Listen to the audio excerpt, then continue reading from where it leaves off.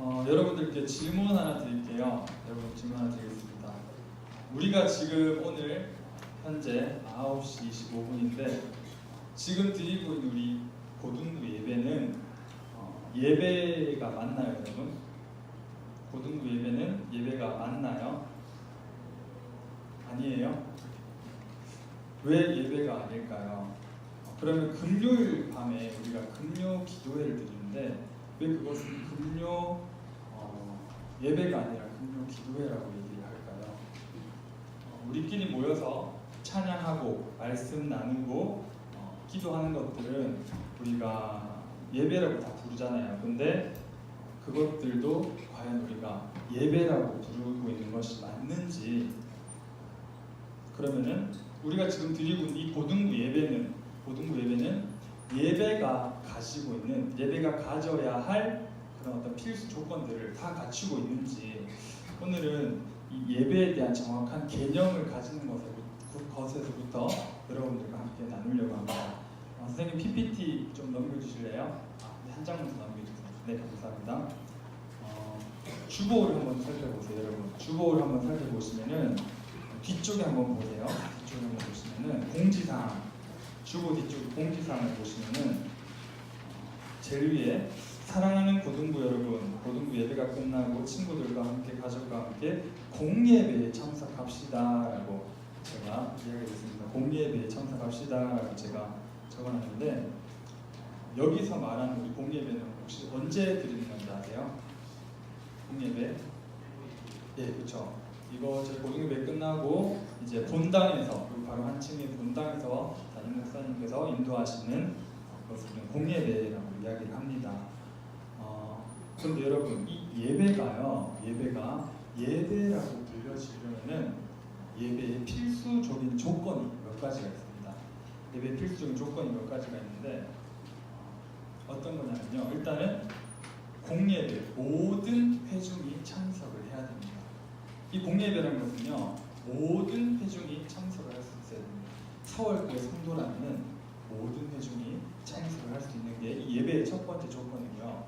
두 번째 조건은 뭐냐면 하나님께서 우리에게 구원의 은혜의 방편으로 주신, 은혜의 방법으로 주신 말씀과 성례가 있어야지 예배라고 부를 수 있습니다.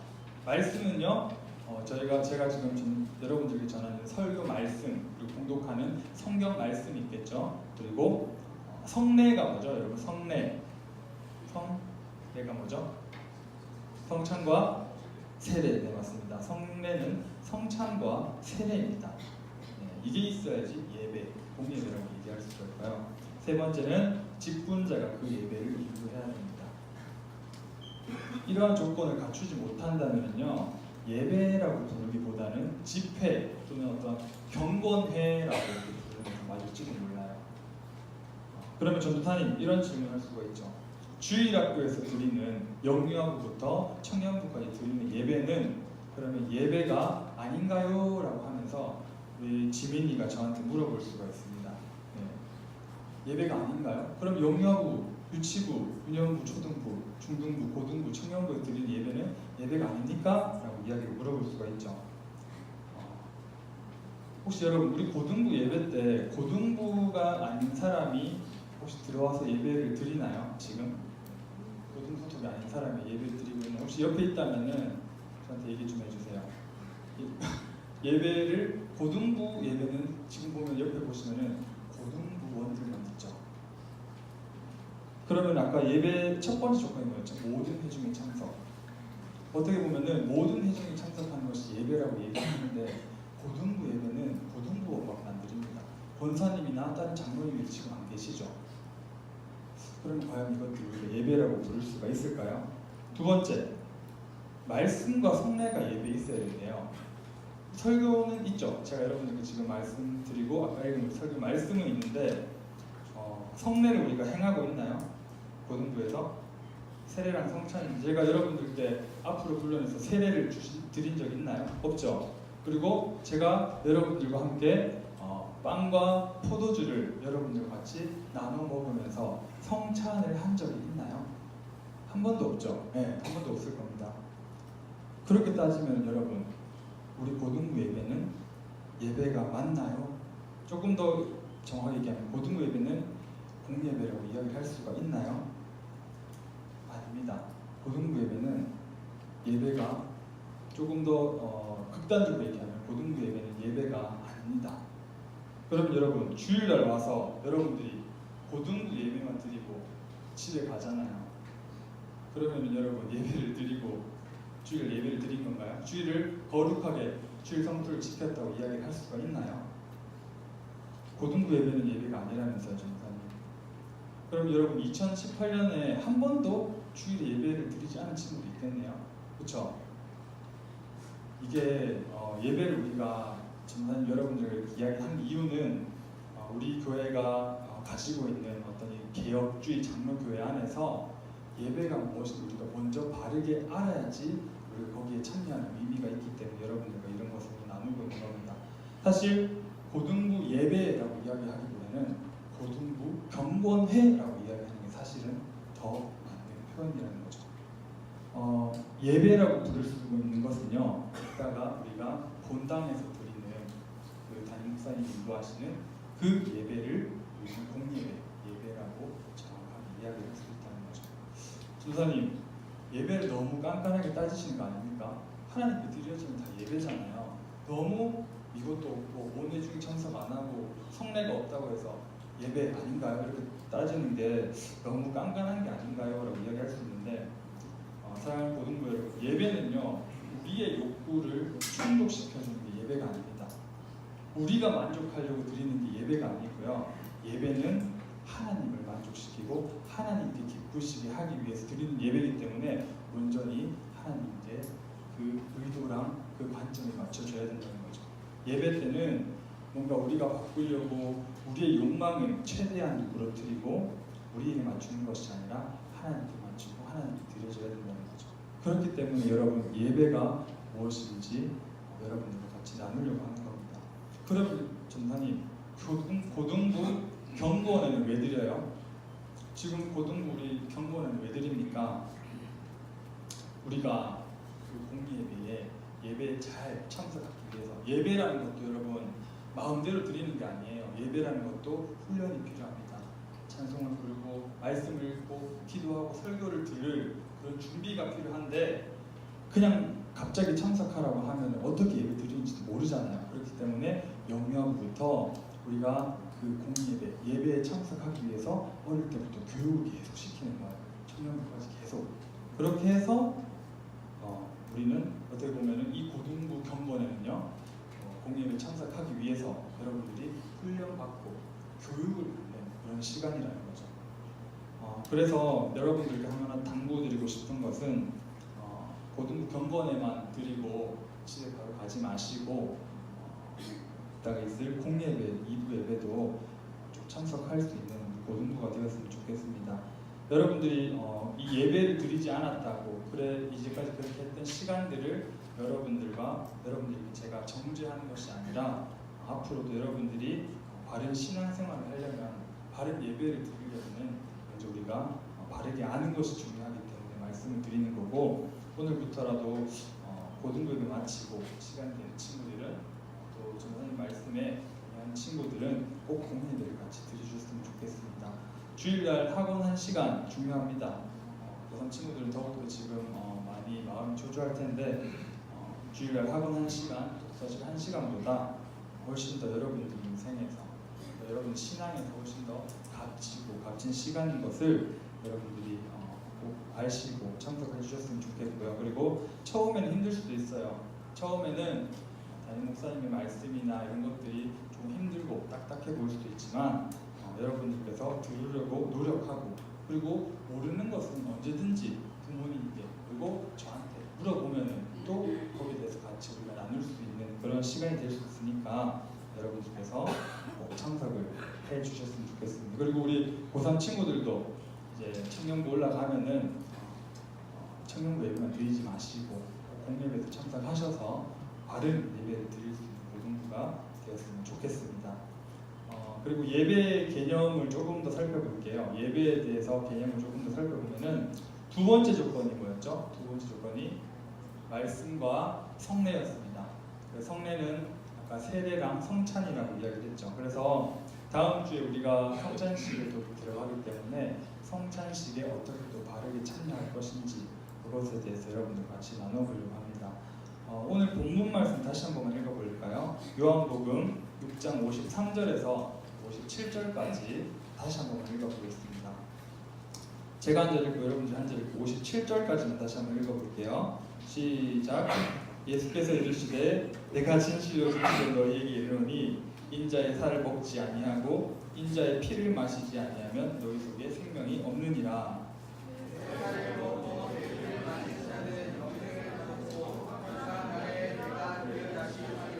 내 살은 참된 양식이요 내 피는 참된 음료로다.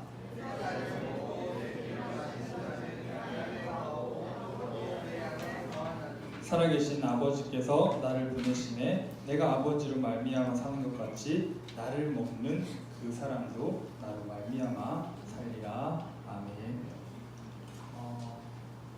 이 말씀은요, 이 말씀 언제 예수님께서 십자가에 달려 돌아가시기 전 유월절을 지키시면서 마지막 만찬을 하면서 예수님께서 제자들과 나누면서 하신 말씀입니다. 오늘 읽은 우리가 요한복음 6장 이 말씀 바로 전에 어떤 사건이 등장을 하냐면요. 어떤 사건이 등장을 하냐면 여러분들도 잘 아실 수도 있는 사건인데 오병이어 사건이 등장을 합니다. 오병이어 사건이 뭐냐면요. 5개의 떡과 그리고 2개의 물고기로 5,000명 이상을 먹이신 예수님의 기적을 이야기하는 겁니다. 그 당시에는 예수님은 거의 핵인싸셨습니다. 핵인싸셔서 예수님 주위에 사람들이 너무나 많이 몰렸어요. 예수님 주위에 많이 몰렸고 왜 모이게 됐냐면은 방금 말씀드렸던 오병이어의 기적 5,000명을 물고기 2마리와 떡 5개로 먹이셨다는 그것을 본 사람들이 예수님 주위에 너무너무 많이 몰렸죠. 그래서 이 사람들이 이렇게 생각했습니다. 이 사람이다. 내가 구약시대부터 바라고 바래왔던 그 메시아가 바로 이 사람이다. 이 사람을 왕으로 세워서 예루살렘으로 쳐들어가서 헤롯 왕이랑 그 로마 군인들을 다 쫓아내면 되겠다라는 생각을 했던 거죠. 백성들은, 그 무리들은. 그래서 예전에 다윗 왕, 솔로몬 왕이 누렸던 이스라엘의 최고 전성시대를 다시 한번 누려보자라고 이야기를 하면서 예수님을 따라왔습니다. 옆에서 듣던 제자들도 솔깃하죠. 예수님이 왕이 되면 최소한 장관 자리를 주실 거 아니에요. 그래서 이 제자들도 솔깃하고 있었습니다. 그런데 과연 예수님께서도 이 계획을 좋아하셨을까요? 예수님께서도 이 무리가 생각하는, 이 제자들이 생각하는 이런 생각을 기뻐하셨을까요? 아닙니다. 예수님은요, 싸워서 이기려고 이 세상에 오신 게 아니기 때문입니다. 예수님은 뭐 하러 오셨죠, 여러분? 예수님은 그렇죠, 우리를 죄에서 구원하기 위해 오셨기 때문입니다. 누가복음 4장 18절에서 19절을 제가 한번 읽어볼게요. 주의 성령이 내게 임하셨으니 이는 가난한 자에게 복음을 전하게 하시려고 내게 기름을 부으시고 나를 보내사 포로된 자에게 자유를, 눈먼 자에게 다시 보게 함을 전파하며 눌린 자를 자유롭게 하고 주의 은혜의 해를 전파하게 하려 하심이라 하였더라. 예수님은 싸워서 이기려고 오신 게 아니라 가난한 자에게 복음을 전하기 위해서, 죄로 포로된 자에게 자유를 주기 위해서, 그리고 죄로 눈멀어서 아무것도 보지 못하는 사람들에게 다시 하나님을 볼 수 있게 하기 위해서 오신 것입니다. 예수님 이름의 뜻 저번 주에 나눴는데 우리를 우리 죄에서 구원할 자, 자기 백성을 자기의 죄에서 구원할 자가 바로 예수님이시고 예수님은 그 목적을 위해 오셨다는 거죠. 근데 그때는 이 당시에 모여들었던 이 무리들은 예수님이 오신 목적을 전혀 몰랐습니다. 제자들조차도 그 목적을 전혀 몰랐습니다.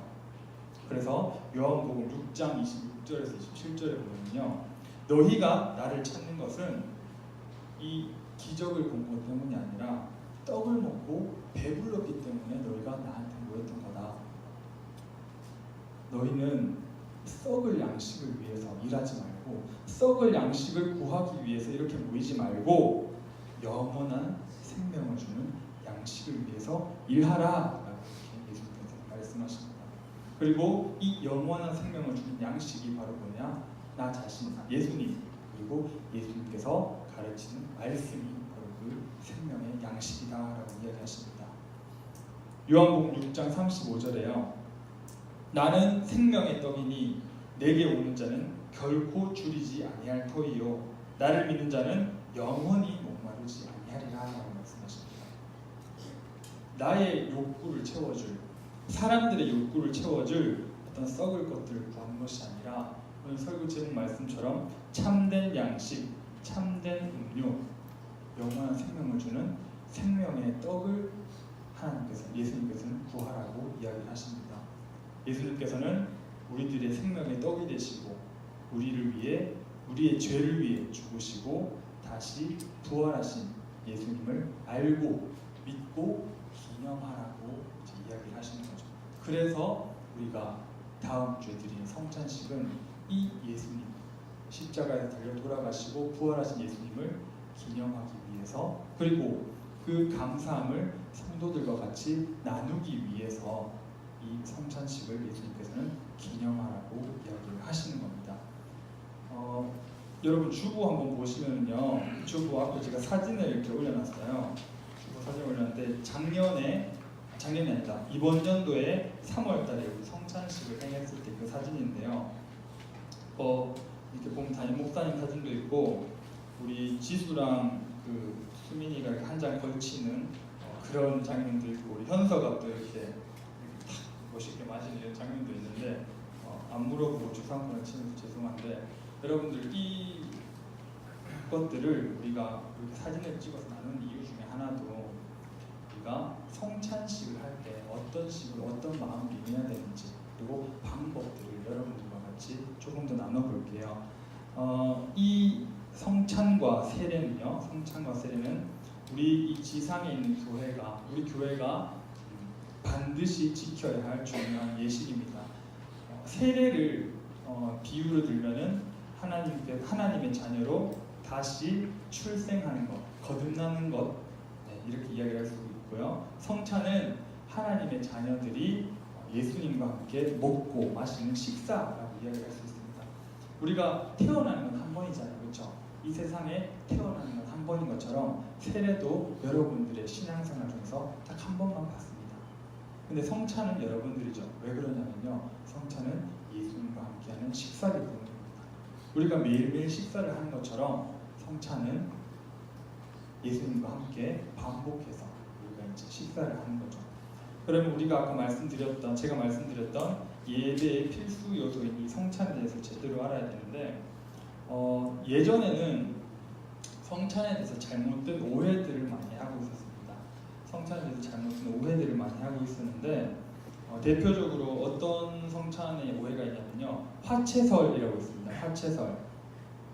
화채설이 무슨 말이냐면은 우리가 그 나눠 먹는, 성찬식에서 나눠 먹는 빵이랑 포도주가 진짜 예수님의 육체로 변한다는 그런 화채설입니다. 로마 가톨릭에서 이 이론을 주장하고 있는데요. 실제로 이제 빵과 포도주를 앞에 딱 모셔놓고 그 사제가, 주교가 이제 딱 그거를 축복을 하면은 이게 바로 그 떡과 포도주 자체가 예수님의 몸으로 진짜 변한다는 거죠. 이게 바로 이 가톨릭 교회에서 주장하고 있는 건데요. 아니죠. 아닙니다. 또 두 번째는 공제설이라는 게 있는데, 공제설은 이게 바뀌는 건 아닌데 빵과 포도주가 있으면 그 옆에 예수님께서 이렇게 같이 하신다, 공제하신다, 같이 존재하신다라고 해서 공제설인데, 예수님께서 빵과 포도주 옆에 같이 있다 해서 공제설인데, 이것도 정확하게 맞는 표현은 아닙니다. 그리고 세 번째는 기념설이 있어요. 이거는 어떤 거냐면요, 성찬은 그냥 예수님의 죽으심을 단순히 기념만 하는 것이다. 어떤 이게 의미가 뭔가 있는가, 이 성찬식이 우리에게 유익이 있는 것이 아니라 그냥 예수님의 죽으심을 기념만 하는 것이다 라는 기념설이 있어요. 1, 2, 3번 다 틀렸습니다, 여러분. 1번, 2번, 3번 다 틀린 얘기예요. 우리 지금 개혁주의, 우리 4월 교회가 인정하는 우리가 나아가야 할 성찬식은요, 우리가 성찬을 시행할 때 예수님께서 육체가 아니라 영적으로 성령을 우리와 함께 하신다는 게 바로 우리가 믿고 우리가 나아가야 하는 성찬식을 바라는 이해입니다. 다시 한번요. 성찬식을 할 때 예수님께서 영적으로 우리와 함께 하신다. 이게 바로 우리가 나아가야 할 그리고 성찬식의 바른 이해입니다.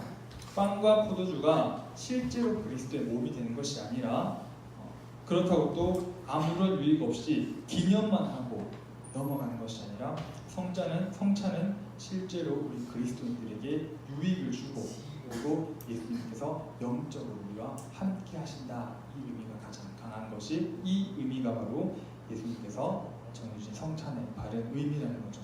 그래서 여러분 팁을 조금 더 드리자면요, 성찬식 할 때 이제 우리가 보통 먹으면 이렇게 떡과 포도주 딱 받아가지고 기도하고 먹고 눈 감고 이렇게 묵상하잖아요.